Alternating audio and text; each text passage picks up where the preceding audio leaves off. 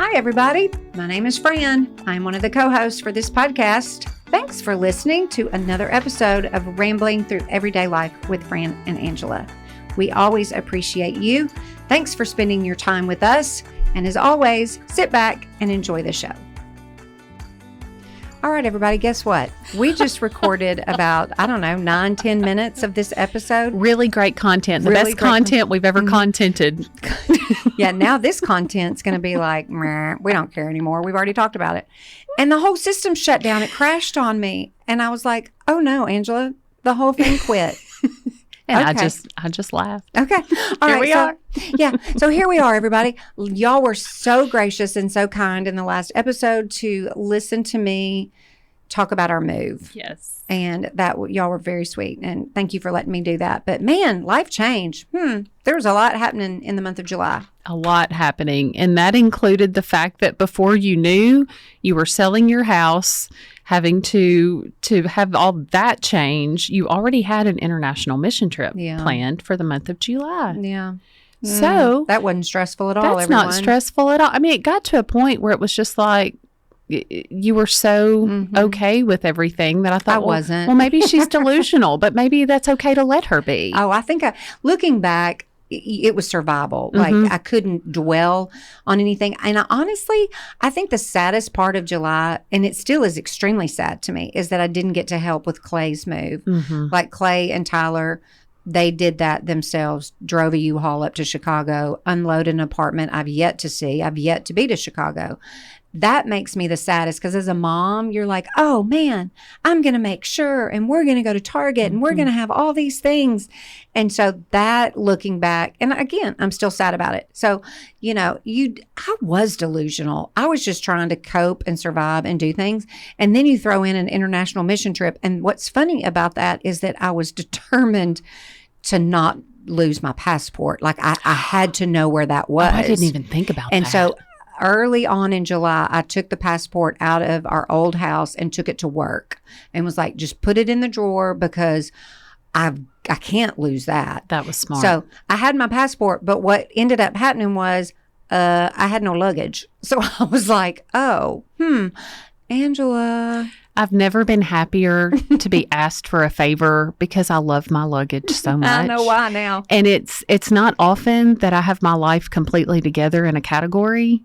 But I'm killing it with the luggage game. Well, you're a good traveler. You've traveled enough that like, oh, this is worth it. This is good. And so I appreciate that because I think what my plan was, if you said, oh, I can't or I don't or whatever, like I was hightailing it to Target and probably buying a, $19.99 piece of garbage. Well, I was having none of that. I was so excited to be asked to help in the luggage category. Before we talk about this luggage. I felt bougie. You were bougie. We are bougie in the luggage department. Bougie on a budget, too. It's not like extraordinarily crazy.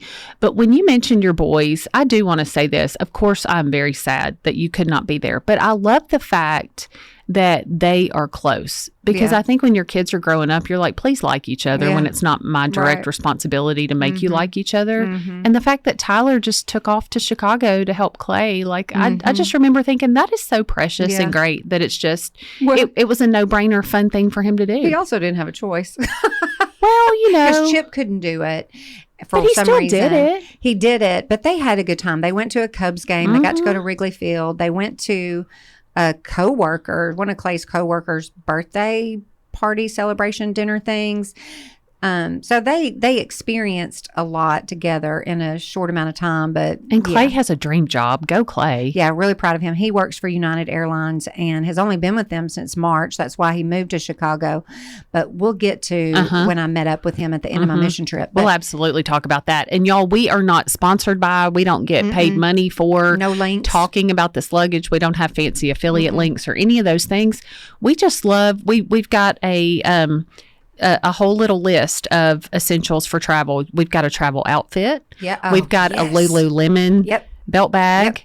Tell them about the travel outfit. It's Cozy Earth is the brand. Yes. And listen, when we get done recording this, Angela, we've got to get it out of my car because you are going somewhere. I'm going somewhere. You've got to have your luggage back. That's right. So when I, was like, help. So Angela brings not only the carry-on, the bag that is a there's a mini weekender that goes under the seat on the airplane. Yeah, so really it's like you have. Are they both carry-ons? Is that what we call this? There's a roller bag carry-on, and it holds a lot. Yes, it does. Especially when you're savvy like Fran and use packing cubes. And it's got secret compartments and stuff. I love a secret compartment. The weekender bag, there's a weekender and a mini. I like the mini is big enough. Yes, it is. I have both, but the mini weekender fits under the seat of the plane and also has that pass-through little strap where you can put it on top of the roller bag and just wheel it. The trolley, is that what it's called? I don't know. We don't have the vocabulary. We just know what we like. And then the outfit feels like pajamas. And it doesn't wrinkle. It's made by who? Cozy Earth. Cozy Earth. Everybody needs to order the pants. They're like joggers. All black, very chic. You feel sophisticated. Even for me, I had been up on the way home. I had been up for 24 hours and was like, I feel like garbage. But you don't look like garbage because it doesn't wrinkle and it's just cooling and it's nice and wonderful. The whole kit and caboodle thing, the Lululemon bag, if you've got, for Christmas, like invest in some of this stuff coming up because it's just worth it. Even if you go on one trip a year. Because then you learn like, okay, my passport is always in my Lululemon bag in this little outside part. It becomes like muscle memory where you just know where things are. Yep. So the luggage is phenomenal. Just lots of packing that you can do, that lots of things you can put in there, and you're just all carry on. And I am not a carry on kind of gal. Well, and that bottom part is detached. The base of it has a zipper, so you can put your toiletries and not worry about them leaking. They're in a totally closed off separate part. You can put shoes in that bottom part.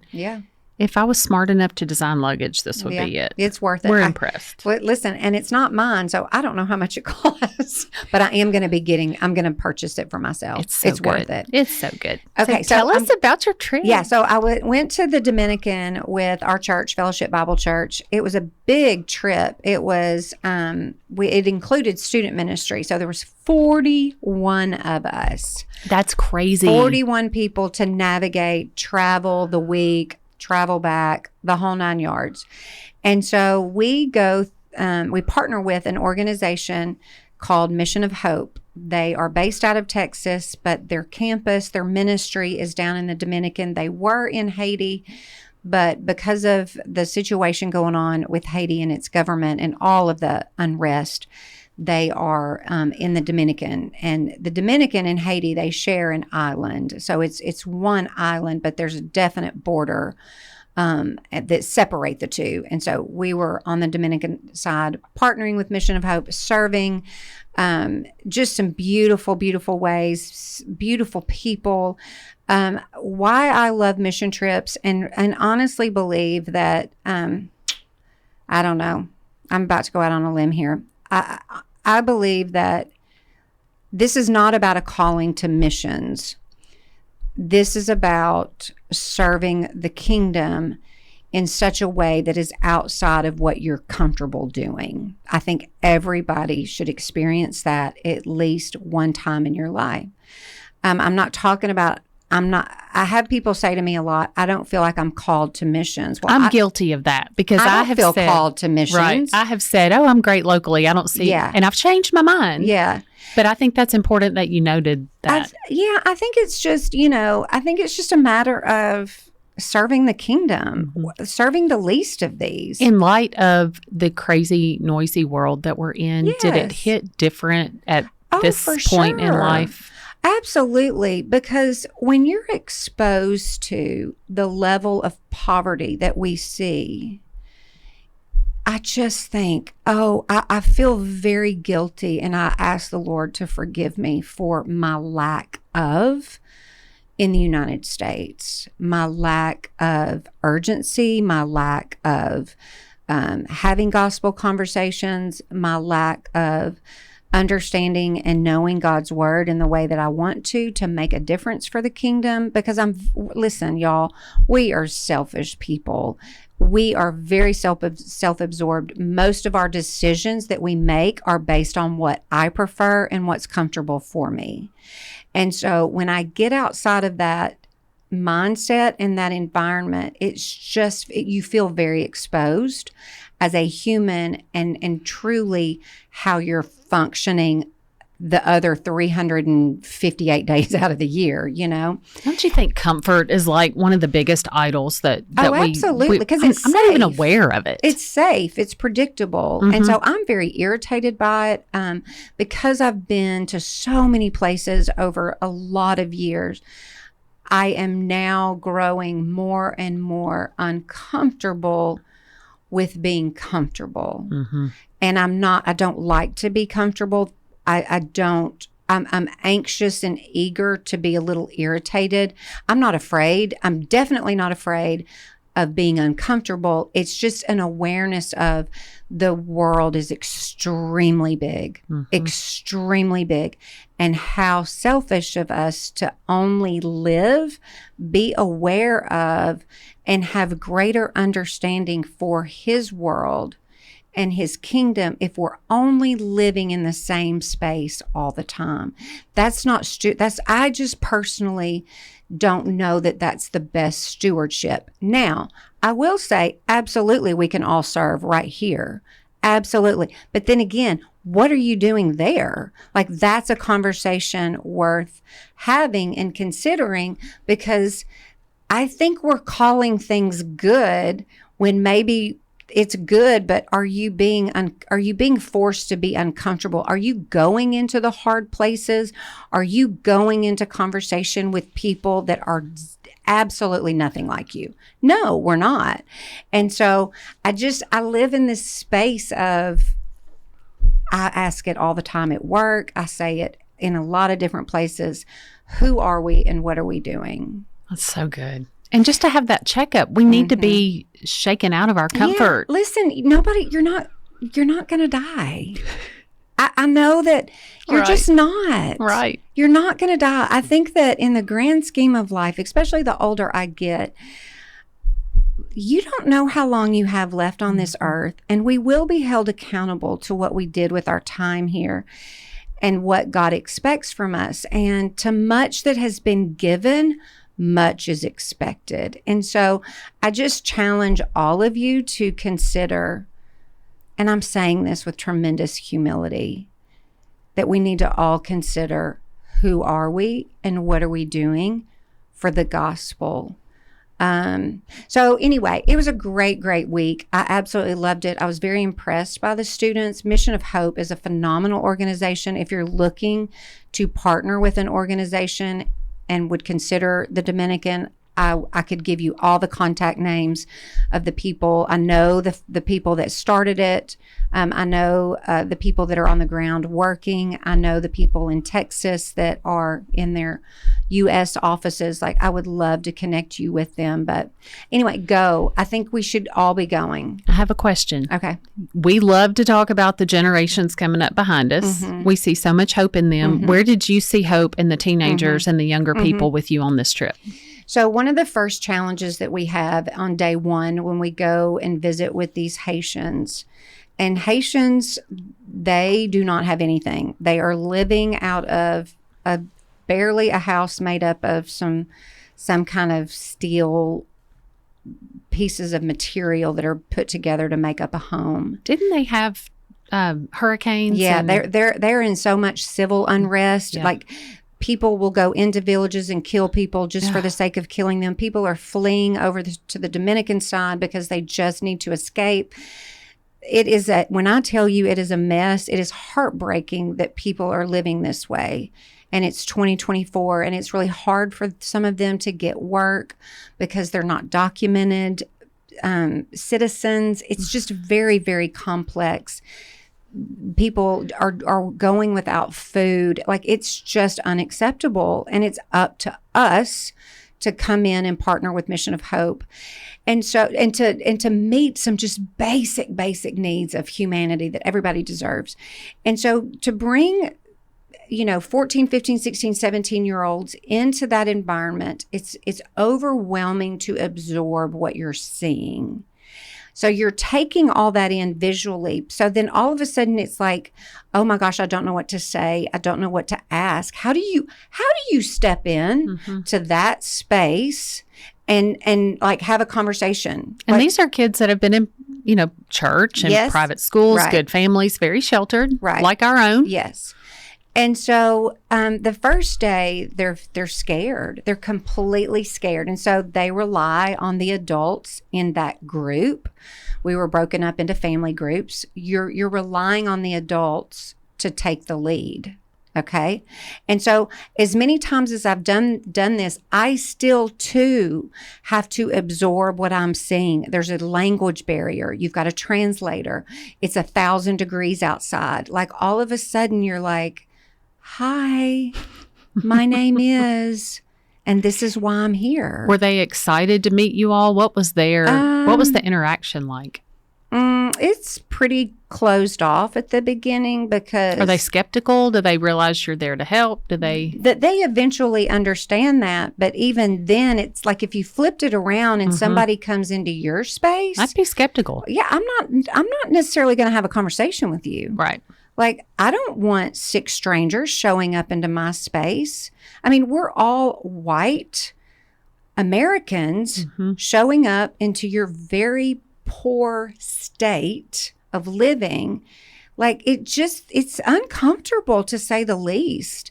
And so watching them wrestle with that on day one and just really shocked by what they're seeing, and then like watching us navigate those conversations and then trying to figure out like, what am I supposed to do? Like I asked, like at the very end, like, do any of you all want to pray? Well, we all know within the United States, like people are going to be like, nope, I don't even want to pray within right here with my own people. So you put them in that situation, and I know good and well the answer is no, but I've got to push them, just a little bit into their to be uncomfortable. And so it was a lot, but I know the process. I've seen it too many times. But again, I'm in my 50s. These are teenagers. I've never done this with teenagers before. I've always done it with adults.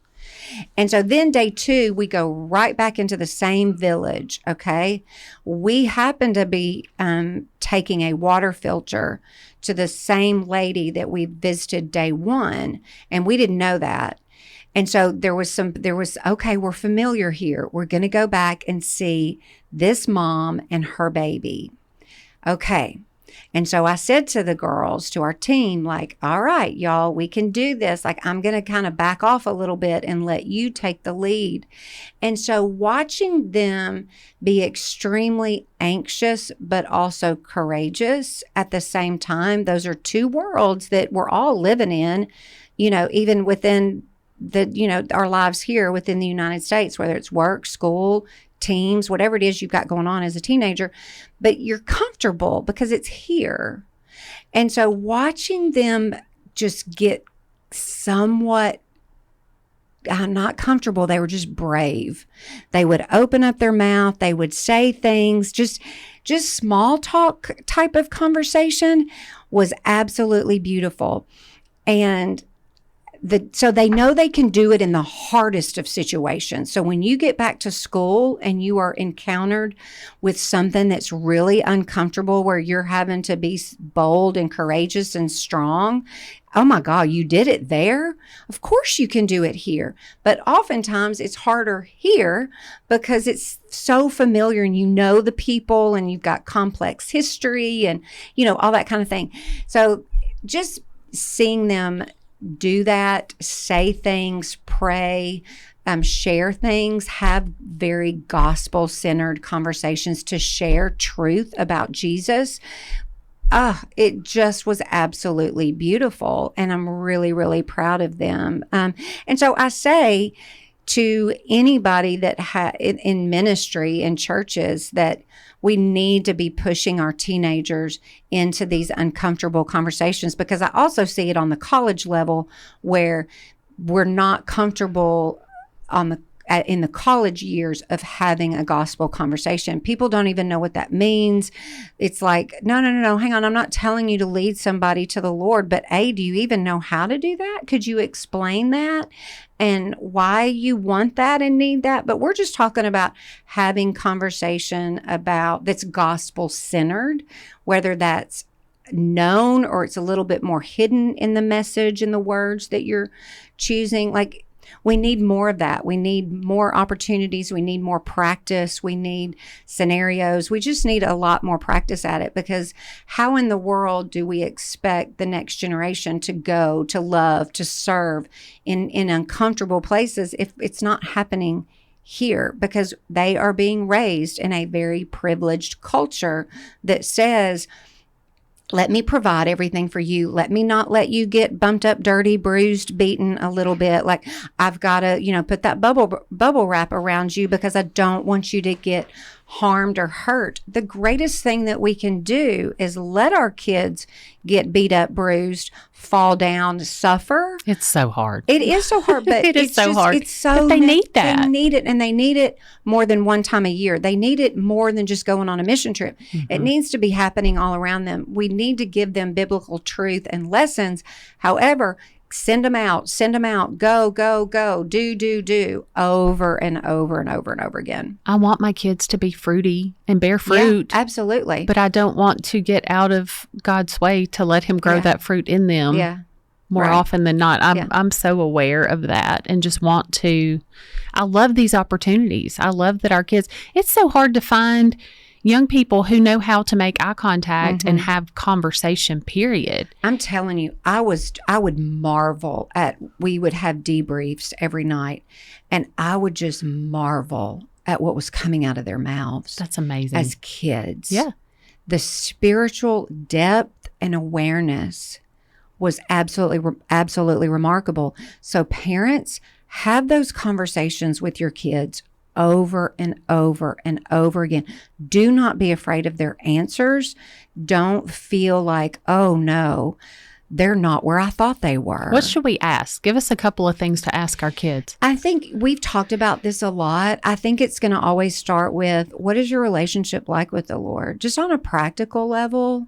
Because find me a human being of any age that doesn't say, or that says, I need to spend more time with the Lord. It's all of us. Mm-hmm. It's every age. And so they need to have awareness of that and to understand that, hey, I'm not where I want to be. Well, okay, neither am I. Mm-hmm. What do we need to do about that? What discipline can we do? And maybe we do it together and we hold each other accountable, because I think it just becomes another thing that we're talking about, but we're not modeling for them, or we're not having the conversations with them about, tell me about your relationship with the Lord. That's so good. Or, Angela, what is the Lord teaching you? What's the condition of your heart? And again, if they say nothing, like, I don't know, nothing. That's a starting point. Great. I appreciate the honesty. So anyway. Okay, speaking of kids, one of my highlights of hearing about your mission trip is what happened on the way home. Yeah. In the airport. Yeah. So we had been up for essentially 22 hours, okay? We had a hold on. Boogaboo of a travel schedule. 22 hours. Yeah, it was brutal. It was brutal. I don't know that you would want to be around me. Well, the older you get, that's really, really hard. I need my sleep. That's really hard. But we had to be packed up and on the bus, ready to go, ready to exit Mission of Hope at 1 a.m. Ooh. So, okay. Do you go to sleep? Do you stay awake? What do you do here? So we had traveled to get to Santiago, the airport, which was, an hour-ish away. You're going, 41 people going through customs, all the things.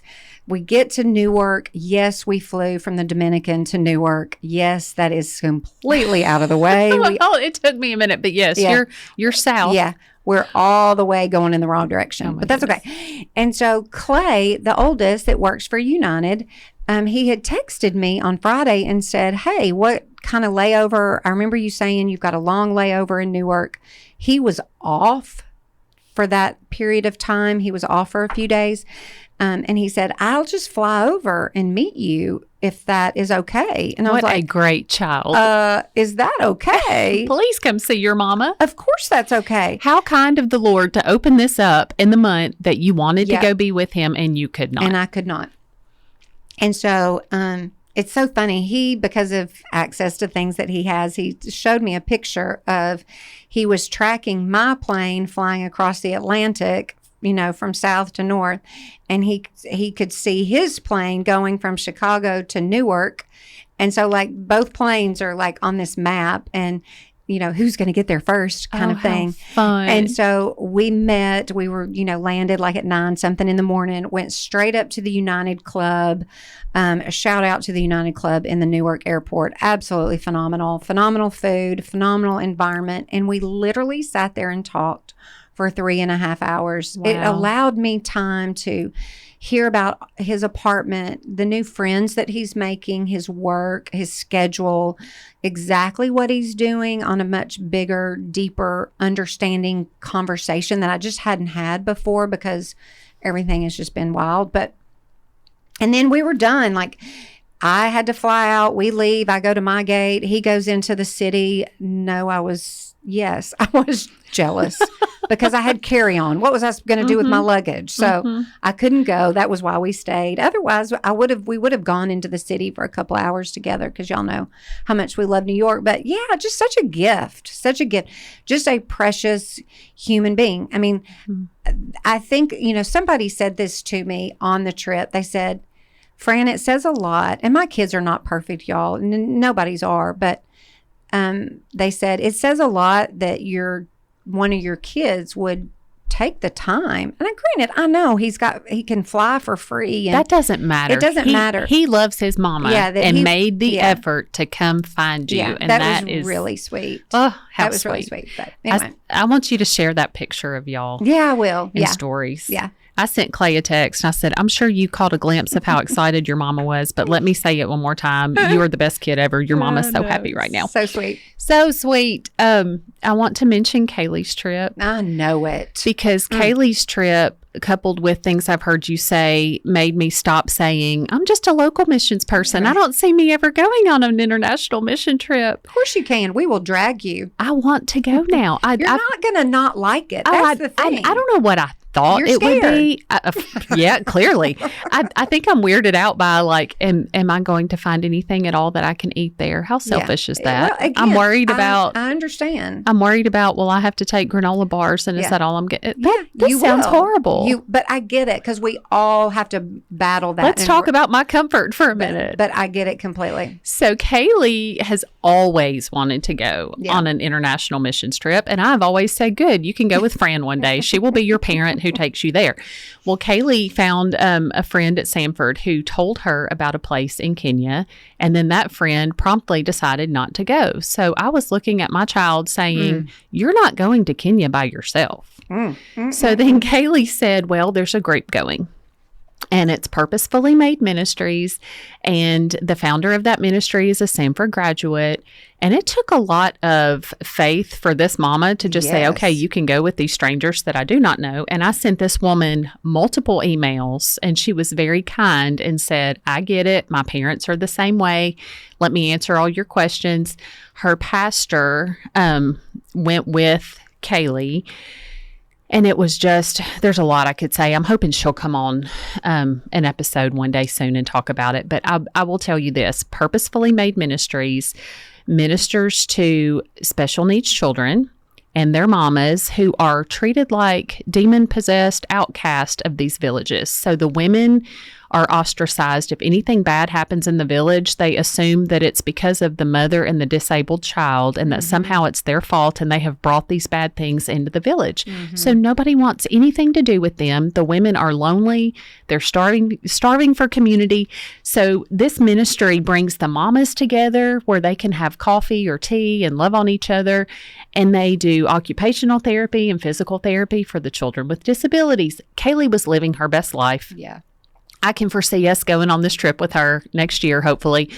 But what was so interesting, fun, funny is when you have a child who is an adult, she's almost 22, and when she's at home and there's a spider across the wall, she will call her daddy to come kill the spider. Well, one night she is texting with us through WhatsApp saying, there's a monkey at my window. I don't know what to do. And I'm trying to read this and think, am I sleepy? Am I reading this correctly? My child is telling me there's a monkey at her window. What am I supposed to do about that? Okay. She had an avocado tree. So the monkeys would get on her roof and run around, try to eat the avocados. They're looking for food. I start texting Fran. I'm like, Kaylee's in Kenya and there's a monkey at her window. What am I supposed to do right now? That's all normal, y'all. Carl was trying to figure out how to get on a plane and go rescue her in Kenya. Like all these things. And then, so the group text was hilarious. And I screenshot it to save it because it was like, okay, you need a weapon. Do you have a broom? No. Do you have a lamp? No. And I'm like, what is that? Well, later, Carl says, there was part of me that was concerned that maybe it was a man and not a monkey. Oh. If he had told her that, she would have, it was a monkey. She could always a monkey. But these little monkeys were breaking in the orphanage and the classroom and wreaking havoc. It's just so funny to me. I've never had a monkey run around in the yard. No. But it was just so sweet and such a beautiful experience for her. She got to go on that safari. Yeah. How those lions, I mean, you and I have talked about all this, but these lions are walking right past them and don't eat them. It's just beautiful. It's beautiful how God has made the animal kingdom. Yes. And how as creatures that don't talk, they know. They understand how to function. And I think, well, there's probably a lesson in that. Yeah. So I hope that sometime over this next podcast season, the founder, Catherine Rogers, and Brother Neville, that was the precious preacher man that went with Kaylee on this trip, I would love to have them come on and share more because it's all just so beautiful. It is. I don't know how we're doing on time. We're good. It's only 30 minutes. What do you want to talk about? Let's talk about one more thing. Let's talk about one more. And let me just also say that I'm never one... I don't want anybody to hear me say, oh, gosh, Fran is shaming me into, going on a mission trip. I think it's you need to consider. Every single one of us, myself included, Angela included, everybody included. Okay, I'm not talking about a life calling to missions. I'm just challenging you in your comfort zone and how you serve populations, people that are very different from you. Because I can tell you right here and now, y'all, within this community of home called Jackson, Tennessee, I'm serving people at work, but they're pretty much kind of like me. And I think, in my mind, I think I would be quick to say that I'm doing more on a daily or weekly basis than I truly am. Yeah, I think it's just we got to consider it. We get complacent. Yeah, sure. But and even then you're like, how uncomfortable is it really? I don't know. Okay, next I want to say one more thing about travel because it's funny, and then we're going to change gears altogether. Okay. Well, first of all, we both have anniversaries in August, and we are pausing because our husbands put up with all of our whirlwind of stuff. Yeah. You're going somewhere fun. Yeah, we're going to Atlanta, going to go to a Braves game. Chip Thomas will love that. Yep. I have to tell y'all something funny that I can tell you now because this won't air until after it happens, and then I will give you an update. Because Cole quit football, we can go somewhere for our anniversary weekend and not be at a football scrimmage. I will never miss any of his things. I'm that mom that thinks I have to be at everything. So he insisted that we go somewhere. I love to plan trips.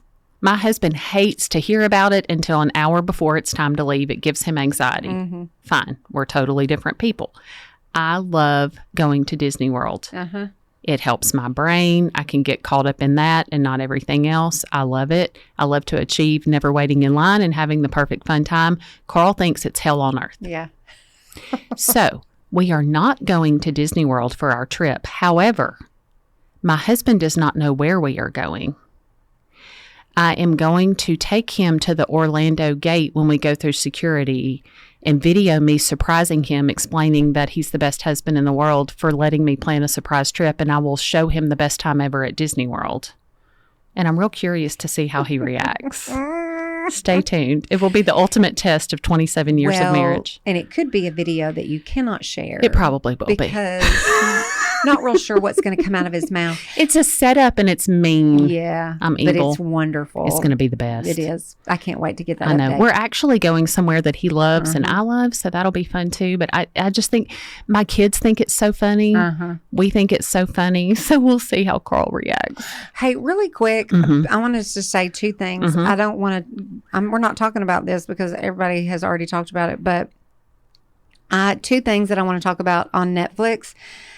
Dallas Cowboy Cheerleaders. Did y'all watch that? I still have not watched Angela that, but Snyder. I want to. That's on my, it's coming up for me. Okay, we'll talk about it once you've watched it. I loved it and really want to watch it again. We'll talk about why we need to see it. And then we got to talk about Simone. I think just as a society, you know, even if you didn't grow up around football, the Dallas Cowboys and the whole organization.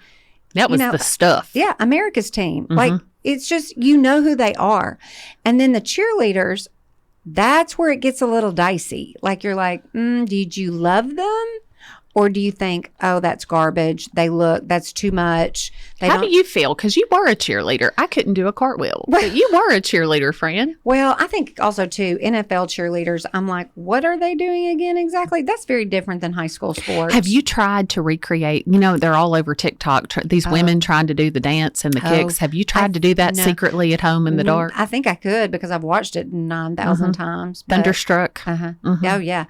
But the documentary, I loved it. I absolutely loved it. And take it or leave her. The girl that is kind of the head honcho over it all. I can't think of her name right now. Is it Kelly? Kelly. Like, there were moments when I was like, oh, God, Kelly, that was brutal.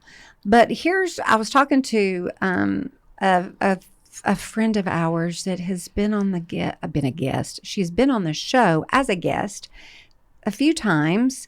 And we were talking about this the other night, and I said, you know, I like her because she's holding true, take it or leave it, like it or not, she's holding true to this standard that the organization has set.